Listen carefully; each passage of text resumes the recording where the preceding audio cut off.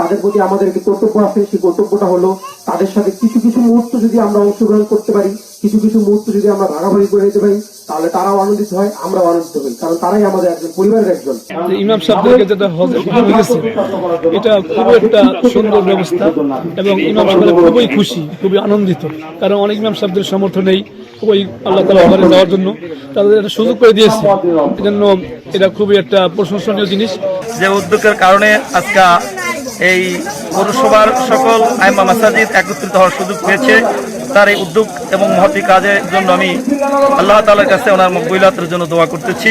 উমরা হজে লটারির মাধ্যমে আল্লাহ পাক রব্বুল আলামিন আমাকে সিলেক্ট করেছে, আমি যে যেতে পারবো আল্লাহর ঘর মক্কা তাওয়াফ করতে যেতে পারবো, রাসূল সাল্লাল্লাহু আলাইহি ওয়াসাল্লাম রওজা মুবারক জিয়ারত করতে পারবো।